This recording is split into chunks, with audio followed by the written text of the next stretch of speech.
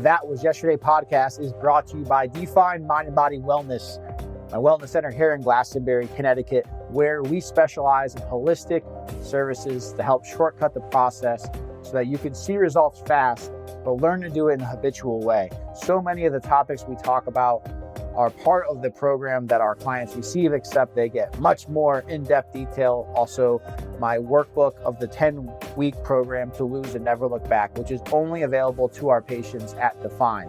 If you are interested in holistic body fat spot reduction, or our pod to increase your metabolism, or our cold plunge, or our sauna, which is the best sauna in the world, that I promise you. I know that sounds biased, but you'll see for yourself. Please go to definewellnesscenter.com. You will be prompted to put your information in and make sure to mention podcast when you do, as you will be eligible for a bigger discount on our introductory services because you are a listener. Appreciate you. Have a great day and enjoy today's podcast. Welcome back to another episode of That Was Yesterday podcast. I'm your host, Joe Carabase, and today we are talking about a topic I'm very passionate about, which is parts work, or I look at it through the lens of voice dialogue, which is a technique designed by two psychoanalysts, Hal and Cedar Stone in the 1970s, who expanded on a lot of the work of Freud and Jung about the shadows of the personalities that exist within us. And what they discovered was within all of us, there are multiple parts of us. There's these different energies that exist. And voice dialogue, or parts therapy, as it's often called in a lot of general senses, is really just the observation and the dialogue and the working with the various energies that exist within you so that you can do what I call mind mapping to better understand your psychology and what triggers you and why it triggers you and why you do certain things you don't want to do. If you're in a pattern doing something that you don't want to do, but you continue to do it anyway, it's not because you're dumb, stupid, or lazy. It's because there's a part of you that is what's called a primary part that is running the show. And so the only way to stop doing that pattern is to take back control. And the way to take back control is to start identifying what that part is, learning about it. Why is it here? When did it come into your life? What does it role? And then you start to become more aware of it. And then you can consciously choose, is this something that I want to believe, say, and do? Or is this something that I'm going to determine that I don't want to believe, see, and do? And so this work of voice dialogue is, in my mind, the best way to practice mental fitness and really a clear path to getting out of your head and to creating long-lasting change. So I hope you like today's episode. Let's dive right in. So there are primary parts and disowned parts. Now, I oftentimes refer to subpersonalities as parts, but you can also think of them as energy patterns, really.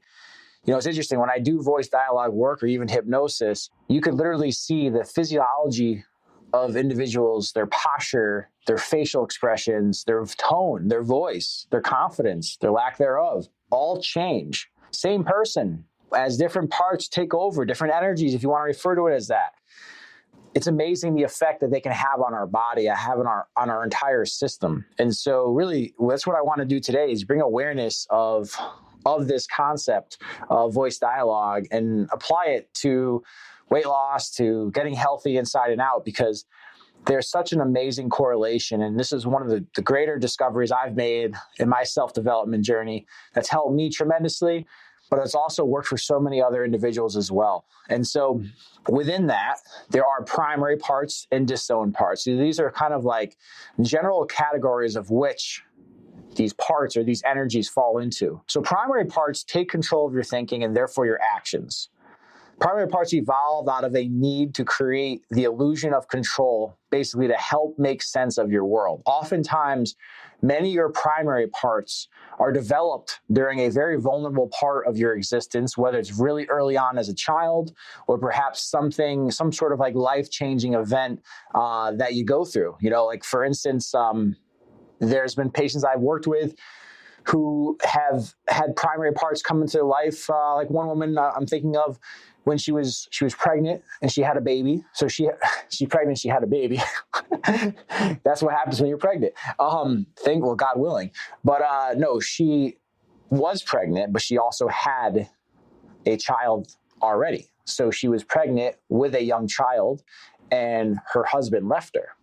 And that created this deficit, this vulnerability. And as such, there's a part of her that developed as a way to sort of help her make sense of the world and to help her understand things, to create some level of, and a really illusion of certainty, as there's really no certainty. But think about it. In that situation, there's so much going on, right? There's so much going on that the brain can only handle so much. And so these parts sort of they develop to sort of help you make sense out of the world. Now, disowned parts can be comfortable and familiar, or unfamiliar and unpleasant. These parts can be either partially or completely excluded from our lives. In other words, like if we think of them as like bad or negative, we can literally push them down so deep, either consciously or subconsciously, or kind of exclude them from how you would think about yourself. As if like, so for instance, like this could be for people I've worked with who, say for women who are super like nice and genuine, who like most people would define and sort of refer to as like sweet, not a mean bone in their body, right? These are types of things someone might say, but this particular type, especially female that I'm thinking about that I worked with, her disowned parts was a part of her who was angry. And in her belief system, anger was negative. But actually, anger is an important emotion that we all should have and express. We all have, but we all should express. Otherwise, it bottles up and it creates negative manifestations, right? So that's what can happen, is that when your life is out of balance, aka you keep falling into the same negative cycles, or like yo-yo weight loss, or you fall victim to self-sabotage over and over, it's likely that your primary parts are running the show.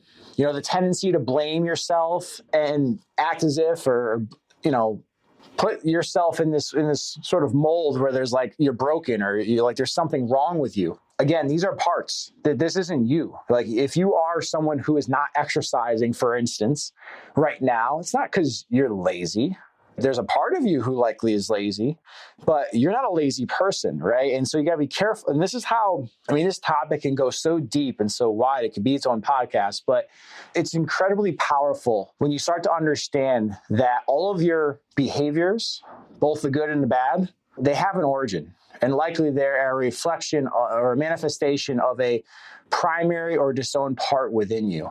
And so today we're going to talk about some of the primary parts and disowned parts that come out the most often in the work that I do when it pertains to getting healthy and changing your body and also changing your mind. Another instance of where these parts might be at odds is if you find yourself torn between like two major life choices, two major decisions where there's opposing parts of you at odds, right? Like I'm sure in your past you have said at some point, a part of me feels, right, without even knowing, but that's a part of you really feel whatever that is, whereas there's another part of you who could feel completely different. Feel very strongly about option A. The other party feels very strongly about option B. These are just different parts of you. That's all. So it's not exactly that you're torn. It's just that there are different parts, primary parts of you who are in conflict. And so when you could understand that level of awareness will help you become more objective.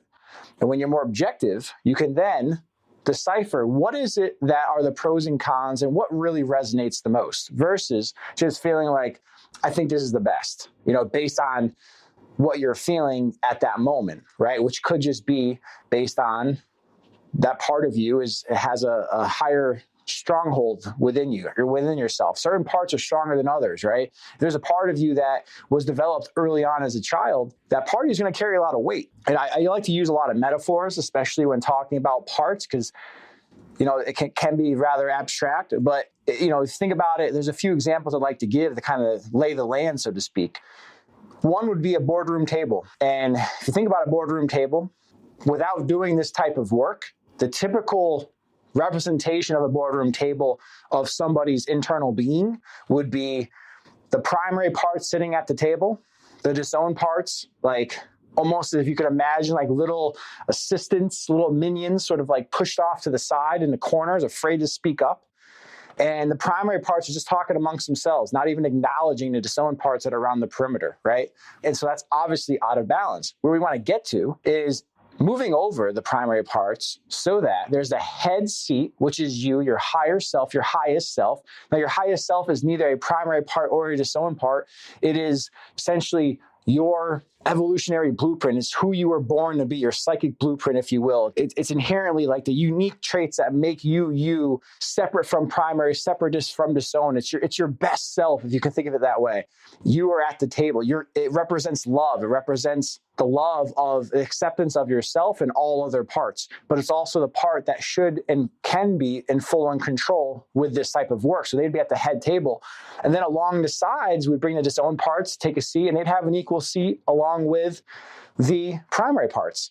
And the primary parts would need to be put into their place, just as the disowned parts would be given the opportunity to speak. So that's where that balance comes in. And the head of the table, the highest self, is who is facilitating discussion, right? That is who you can think of like the CEO, the one in control. But so often our primary parts are in control. And that's why we can't realize why we keep falling into the same patterns, right? And so another really good visual I like to give is like, if you think of like an orchestra, if you think about the conductor as the highest self, and then all of the different members of the orchestra who represent a different instrument, who has a different role in the orchestra, who has a different tone, who just provides something different. Well, if all of the members of an orchestra were to play at once, it would be chaos.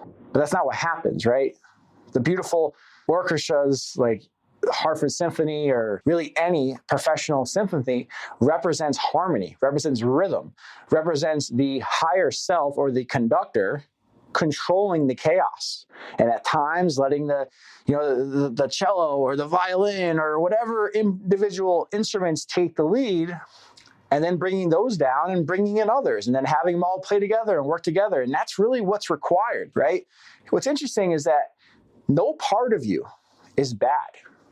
And that sounds crazy the deeper you go into this, especially when you dive into like self-sabotage and the inner critic, because those parts you can easily label as like, oh, well, the inner critic makes me feel like crap. It ruins my self-confidence. It's this, it's that, blah, blah, blah, blah. But that part of you actually means well.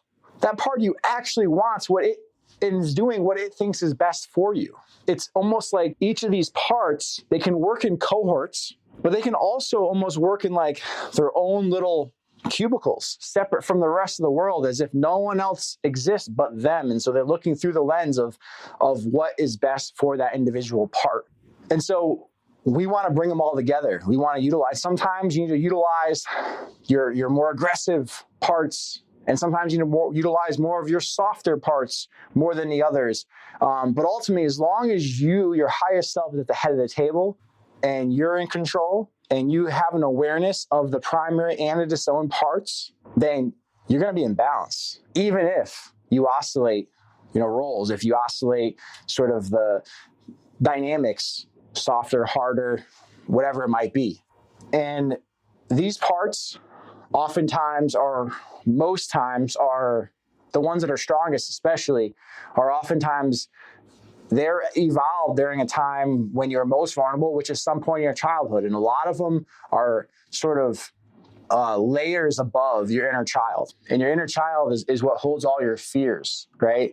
And so above your inner child is your protector. And your protector is basically there to keep you safe from any external threat. And what's crazy is that like even changing your body is an external threat, because that could mean a death of an identity for so many parts of you who all they ever know is being overweight. Like I've had this come up, I don't know how many times with the weight loss cases that I've worked on, where if an individual has been overweight for most of his or her life, a big part of their identity is tied to being overweight.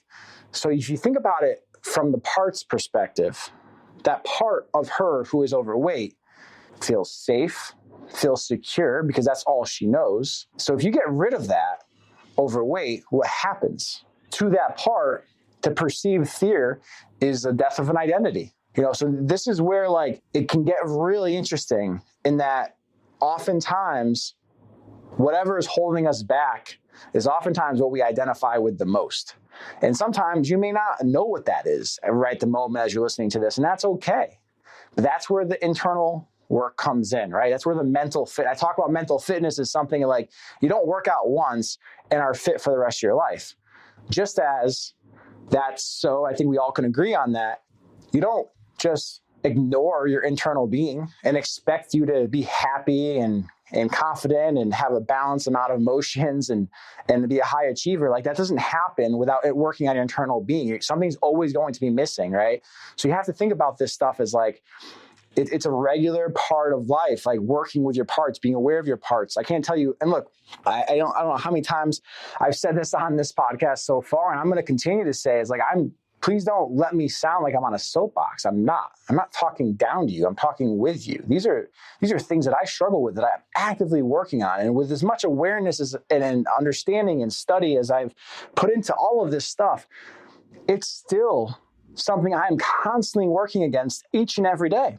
For me, the pusher part is very, very strong. The push, the drive, the go, go, go, do. And it likes to associate value with productivity. In other words, you're productive, you had a good day, or you're good, or whatever the interpretation in that setting is. Oh, you didn't? Okay, well, that's bad, right? So that's like a small example, a very general example, but that's kind of what can happen. These parts can kind of give us they sort of feed our perception of what it is that we believe about ourselves and what we believe about the world. Hal and Cedar Stone theorize that they could be like an infinite amount of parts within each of us. Now, for the sake of weight loss transformation, I like to focus on some of the more common parts that you're going to encounter. And, there's so many of them. We're not going to go over all of them, but just to kind of give you the idea and kind of get you going on your way. And then I'll give you a little bit of homework of how you can actually apply this to sort of mind map your internal being. So we talked a little bit about the inner child, but the inner child is a really, really important one, especially whether you had like a really traumatic childhood or you look back and you think you had the most perfect childhood. Spending time working with your internal child is really going to help you open up and evolve as an adult and it really become a greater sense of self, because it will help you break away from some identities you might be holding on to, or some theories of like, oh, XYZ is bad, or like I mentioned with that woman who is the super sweet, nice woman to the rest of the world, but internally she's fighting her own anger because she perceives it's bad, it's negative, and so she pushes it down, she disowns that part, right? But when she can express that anger in a healthy way, she's going to be a more complete person versus holding in and gaining resentment and getting walked all over by people in her life. Because that's what happened with this particular woman, is that because she didn't allow herself to get angry, doesn't mean she wasn't angry. It just means that she didn't express the emotion. So she kept pushing it down. She disowned it. And then she was really resentful. She was really sad. And people in her life were walking all over her. And again, the solution is not to just fight everybody. That's not it at all. But to be able to voice these different parts of you and understand the importance of voicing these parts of you helps create a sense of balance. Again, I keep saying that word balance, but when you do, you'll start to notice that the byproduct of balance is less of the negative behaviors and less of the negative patterns that you might be experiencing in your life. So kind of moving forward, again, I'm going to kind of touch upon some of the more common ones. We're not going to go super deep in any of them, but we're going to touch upon, some of the more common ones and kind of give you a little bit of insights as to how you can apply this to your own life. And then we'll see how it goes. If there's really good feedback on this stuff, I'll do more in-depth episodes on individual parts or various parts within. I briefly mentioned the protector. So the protector serves as like the gatekeeper to all other parts. So it's constantly searching for potential threats and is always looking to protect us from them. So the protector will utilize parental and societal standards to control our behaviors in an effort to keep us safe and accepted by others, right? And so it could be, some of us have varying degrees of this parental sort of identity associated with our protector.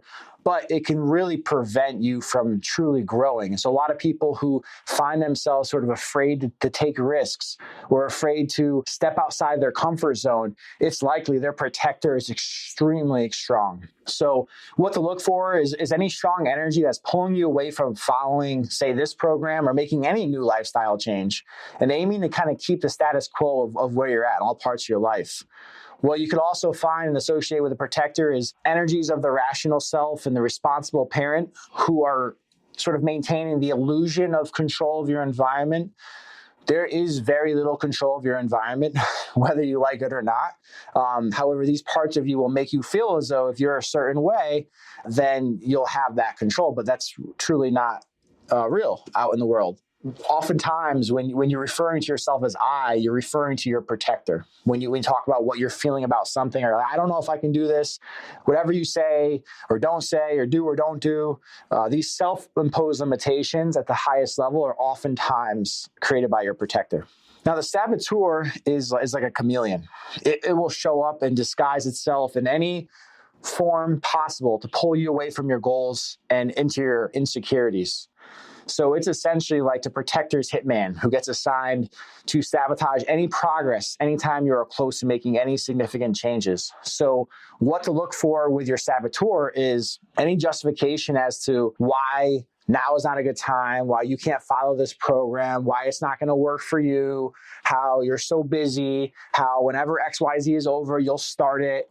It can also feed into your motivation, right? It's a chameleon, right? So it's not always going to come across as like, don't. It might come across overly strong in the other direction where it's like, oh yeah, you should do this. You know what? In fact, you should be working out an hour and a half a day. And you really should be dieting, And what have you considered XYZ? Let's add that in. And we should also do the blah, blah, blah. And it will set you up for failure because it knows you can only handle so much.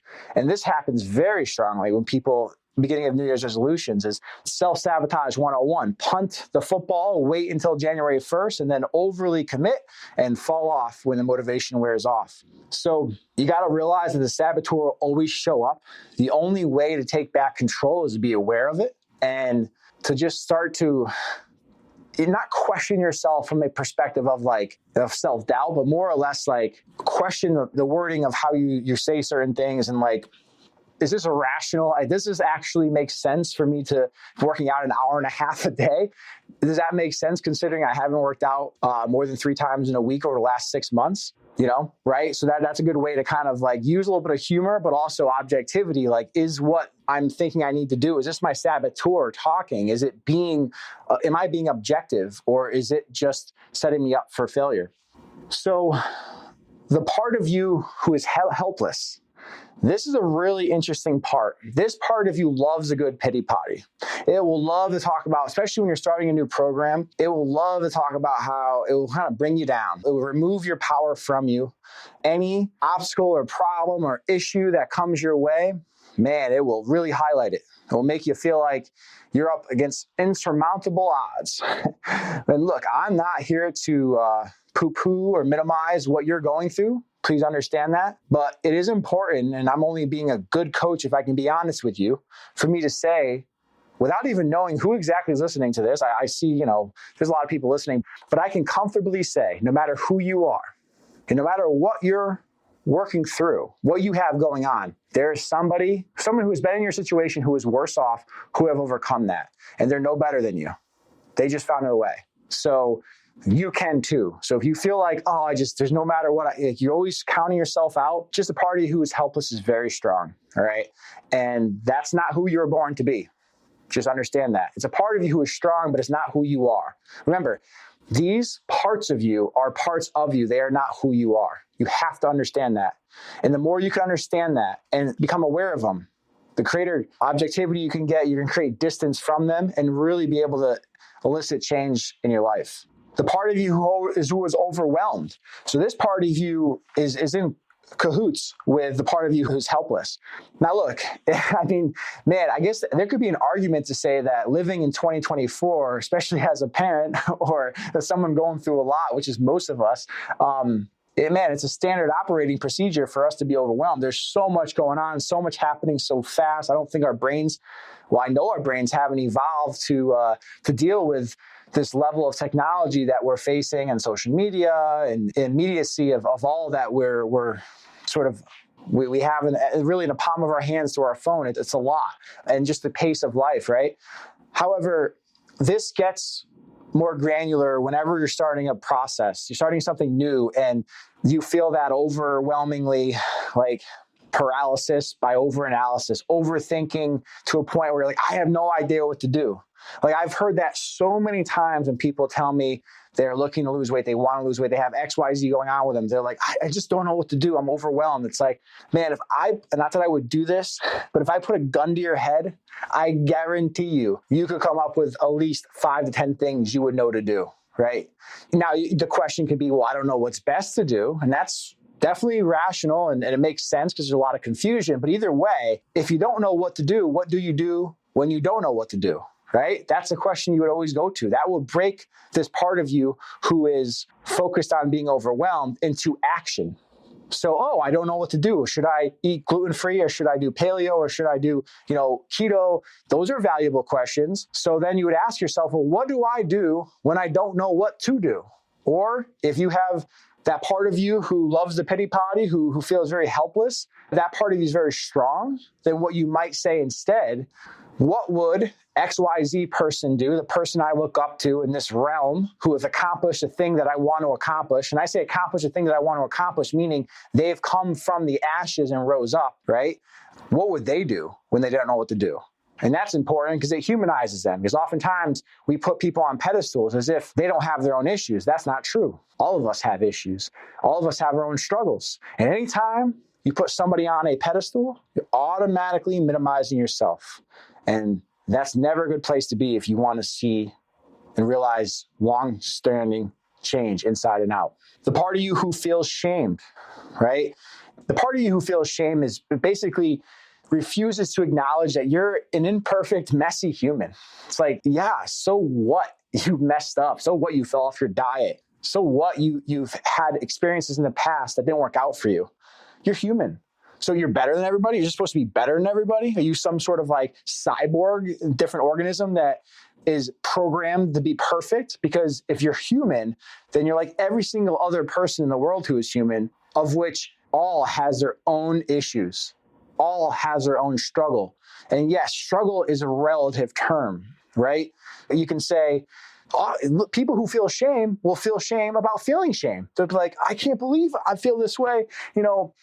People in third world countries don't even have clean water, and here I am complaining. It's like, look, those people sometimes are like some of the happiest people in the world, right? Either way, everybody struggles relative to their own situation. And oftentimes the struggle on paper that looks easier is oftentimes harder because that person isn't getting the right amount of challenge in their life, so they're creating their own challenge.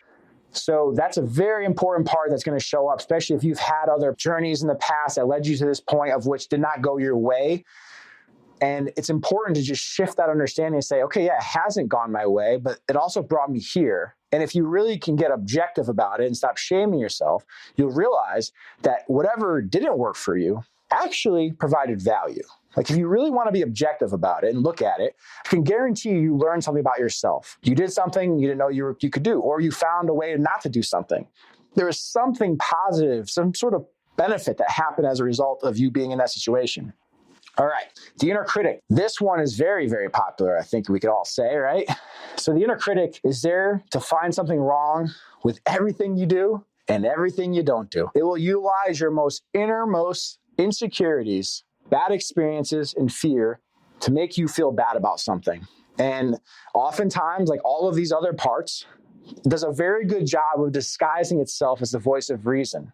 Right? You're hearing this inner critic speak so loudly, it's easy to think, oh, this is just who I am. And whatever this inner critic's saying is gospel because this is what I hear. But you're the one hearing it, right? If you're the one hearing it, it means you're not the one saying it. Again, creating distance from it. The inner critic is an important part of our evolution. If the inner critic did not exist, if you're going back to the tribal days when our ancestors weren't able to live in a civilized world, that inner critic is what kept people behaving in tribes. It's what kept people focused on being better and contributing. So they're critical of themselves so they can contribute. And not to say that the voice in your head that's calling you fat, worthless, and stupid, not to say that that's healthy. I'm not saying that, but I'm saying it is coming from a pure place. So while we don't want to put ourselves down like that, there is something to be had to use it as a self-development tool, but also to realize, what is this pulling on?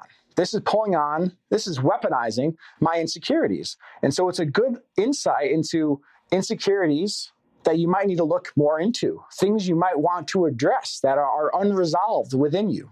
So what to look for with inner critic, it's pretty self-evident, but an energy that shines light on your inaccuracies. It loves to monitor and judge everything you do, everything you don't do. Just imagine there was somebody following you around every day, critiquing everything you do and don't do. Like, that's your inner critic. So when you feel the inner critic, it's best to look beyond the content of whatever it says and recognize that its narrative is destructive in nature, okay? So it's not there because what it's saying is actually true.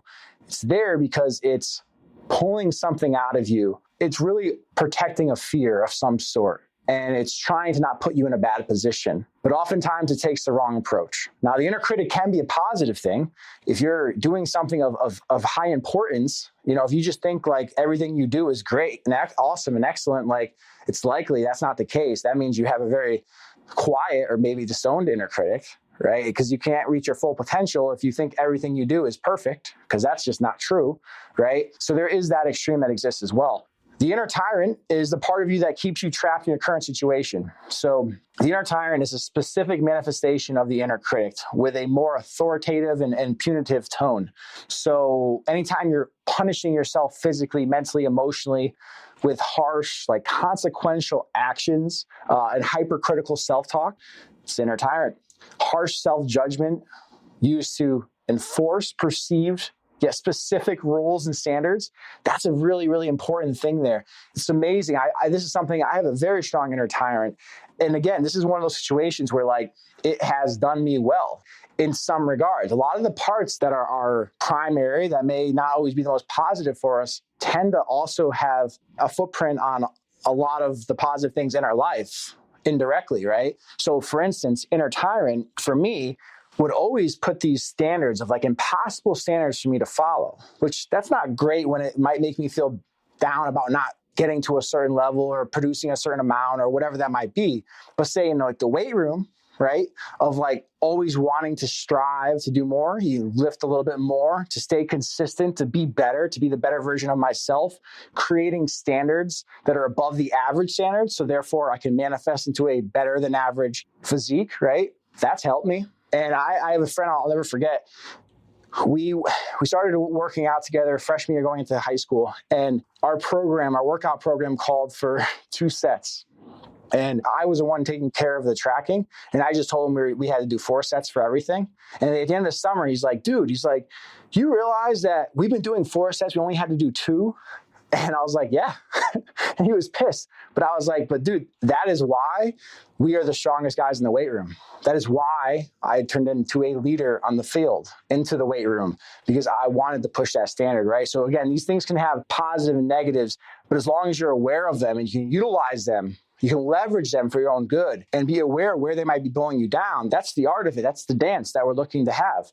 The resentful part is a loves taking you to the extremes, whether it's in your mind or through your actions, making you feel resentful towards any goal you take, which is ironic because most often your goals are a byproduct of a significant pain that leads you to start the process in the first place, right? But this part of you tends to be in opposition, to the pusher who wants you to do more and more and more. And so what to look for with the resentful part is any absurd generalizations like you can't enjoy life while on this plan, or you can't ever eat anything other than chicken and broccoli. Setting yourself up in a way that's going to bring about failure because of resentment. Now the pusher, I mentioned this quickly, but this is a part of you who has a whip in hand and a list of things you need to do in the other. So it's never happy, never satisfied. Again, this part of you Oftentimes, a lot of us who are type A, successful people, have a very strong pusher. And that's a big part of why we are successful. But it could also be to our detriment if we are not careful. Certainly, it has been in my past. Now, what to look for with a pusher is when a part of you feeling like you're not doing enough, or you should be doing more, or even eating as fast as possible, right? That's actually a pusher characteristic as well. The inner perfectionist. So this part sets impossible standards for you in every part of life, from the emotions you feel. So like, for instance, you're having a bad day. That is the inner perfectionist. If you're feeling upset about having a bad day, making, why do you feel like this? What is wrong with you? Well, you're human. That's what's wrong with you. You're human. Everybody has bad days, right? But that's not what the inner perfectionist thinks. So part of you is always comparing yourself to an impossible standard or setting impossible standards. Like I used to set these insane to-do lists all throughout my 20s. I was never happy about where I got because it was just impossible to begin with. And even to this day, I still have to really be careful and check myself with my expectations of completion on various things because that inner perfectionist is strong. I always like to say I'm a recovering inner perfectionist because, you're always just one task, one job, one something or other away from overdoing it, or at least I am. So, you want to be aware of this energy and realize that just like the inner critic, like once you make friends with the inner perfectionist, you can utilize their standards as opportunities for growth. It's not like an apples comparison, but you want to realize that like it likely is overcompensating for something most often to make you feel a certain way by doing more, even when you do more, you're never going to feel that good. It's really a distraction from something else going on. So it's a good thing to be aware of. The inner rebel. So this is a part of you who embodies resistance to authority, rules, societal norms. So the inner rebel rejects external expectations and wants to break free from constraints. So this is a part of you who seeks freedom from doing stuff, right? So this could be like overeating and you feel good in a moment, but then you feel guilt, frustration, shame moments later.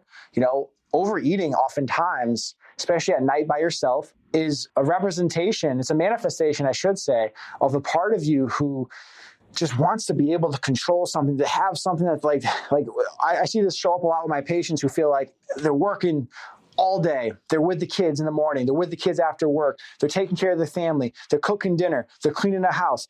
Everybody else goes to bed. They're still working. And at the end of all of that, they're like, what is left for me? Right? And this is all happening subconsciously.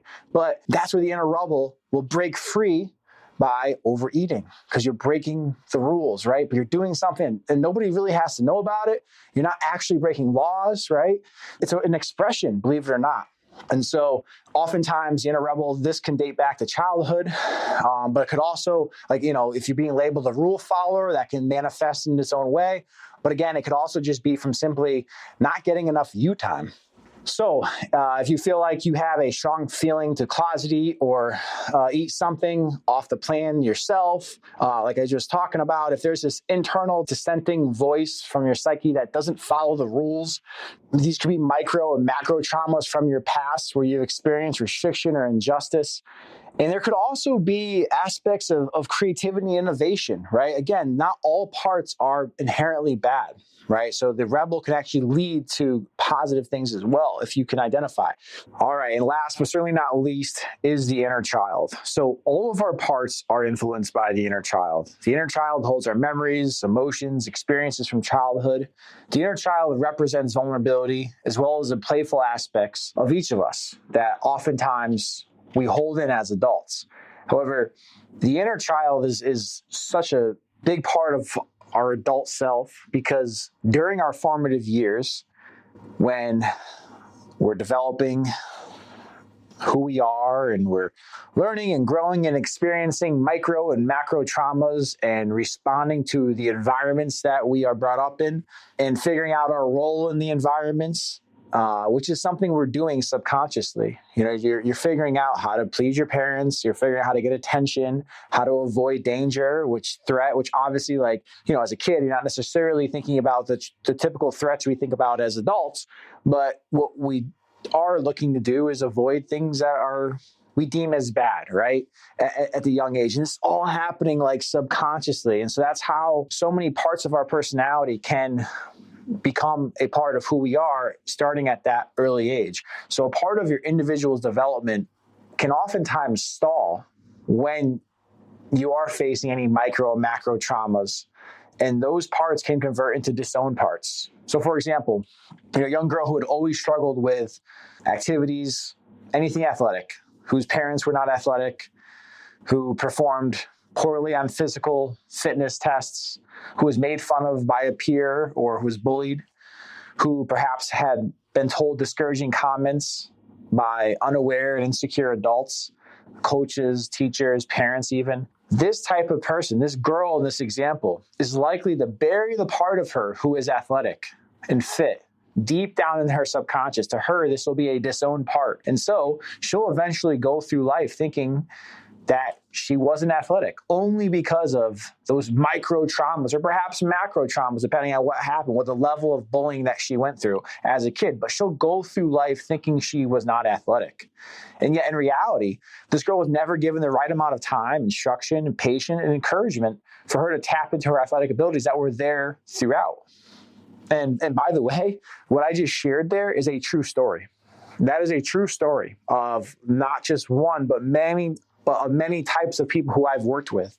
And it was, just the other day, I actually heard from one such client. She messaged me on Facebook. She said, I wanted to update you on my journey. I wanted to let you know that when I walked in for that challenge for the consultation and you told me that I was athletic, I will never forget it. My whole life, I've never been told that I was athletic. I was just big.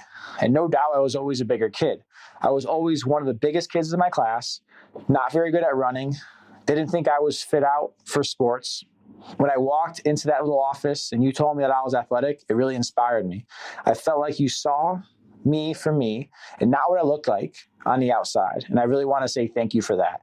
Just know that you make a huge difference in people's lives by just believing them and crushing stereotypical judgment. The world is a better place, healthier place for people like you. Which is a super, super kind and sweet comment. But I share that because it's inspiration, I think, for so many of you who might be listening, who for me, the story that I was told, my micro, macro traumas, my inner child was that I was stupid and retarded, right? Because that's what I was bullied to believe. And when you grow up thinking that, it affects your confidence. And that's something as an adult that I work through and I've been able to overcome. It's why I go so deep into the psychological stuff because of my own journey. So I can tell you from personal experience, I can tell you from hundreds, actually probably thousands of clients who I've worked with over the last almost 20 years, this stuff is real and it exists within all of us. However, you need to know, what's inspiring to know is that with a little bit of time, just some intention, creating awareness around the energy within you that does not feel right, whatever regular thought patterns that are going through your head, those are likely either primary or disowned parts. There just needs to be some balance brought in. The way to bring in some balance is to bring in awareness. And the way to create awareness is to create separation. So as you hear these inner voices, any one of which we just talked about, come about, or, just to take a step back, even in a more general sense, if there's an ongoing negative dialogue in your head, just step back. Ask yourself, what part of me is this right now? Simply starting that process is creating awareness and helping create distance from those parts. And I don't say distance from those parts as if we just want to kick them away and run from them. That's the last thing we want to do. In fact, what we want to do is create distance by observing them. So when you're observing them, you're able to see more objectively, right? But when it's in your head, it seems as though oh, that's just what it is. But when you're able to observe them, articulate them, express them on paper or out loud, you're able to see, that sounds actually a little off. That doesn't sound right. That sounds a little cuckoo, right? Whatever that thought process might be. But again, when it's in your head, it can sound like that's just what it is. So start calling them out. And before I wrap up, sorry, I'm going on a tangent here. I do want to just shout out the ways, some identifiers to look out for your inner child. So if you're feeling emotional reactivity, disproportionate to the situation, it's stemming from some unresolved childhood experience. If you're identifying yourself as a failure, as fat, as unathletic, as someone who is not fit, the part of you who is playful and creative or lack thereof, that's either an overactive inner child or an underactive inner child. When you feel vulnerable and sensitivity, or nostalgia, or a deep sense of longing or desire to recreate aspects of your childhood, Reoccurring patterns, especially in relationships related to trust, abandonment, or seeking approval, and resistance to change, to demonstrating fear and anxiety in the face of new or unfamiliar situations. These are all signs of the inner child being present. And so what I was getting into before was just ways overall, tying this all together, moving forward, what you can do with this information. I would encourage you to take a few minutes each and every day, ideally in the morning or at night, or maybe on your lunch break or anytime, perhaps you're feeling really emotional, you're feeling really, you're in your head, right? Take a step back and take pen to paper and simply write parts of me that need to be seen and heard are, and just one by one, label the energy, whatever it feels like. You don't have to be like, oh, what did Joe call that energy? No, don't worry about that. It does not matter. That's just self-sabotage, because then you're not going to remember exactly what it is. Then it's going to go through the shame cycle or whatever. It doesn't have to be. It's just make it very simple. Label it whatever it feels like. Part of me who feels weak, part of me who feels fat, part of whatever it is, just label it simply. And then in quotations, you're going to write exactly what that part is saying in your head, but you're going to write it on paper. That simple expression of what the part of you is saying, right then and there, is creating distance, is creating a level of objectivity, because now you're able to look through a different lens. You're able to see it in a different way and realize, oh, okay, I don't actually want to feel like that. Like, that's not actually me feeling it. It's almost as if somebody's telling you something and you're writing it down. If your friend told you, hey, Joe, write this down, you wouldn't be like, oh, I'm the person. Like, I am my friend because I'm writing down a message. No, you wouldn't do that. You would just write down the message, right? And that's more, look, these are parts of you, but they are not who you are. And so, again, write it down, create distance, create separation. It's going to give you a level of objectivity. Look at it through the lens of objectivity, in that no shame, no judgment, whatever's there is there. That's okay, but get it out of you. And then over time, you'll start to identify patterns. You'll become more and more aware. And the more aware you are, the less power these parts will have over you. Thanks for tuning in to That Was Yesterday with me, Joe Carabase. And remember, every step forward is progress. We'll catch you next time. And in the meantime, if you found any value from this episode, please share with friends and go ahead and give us a 5-star review. I appreciate you. Talk to you soon.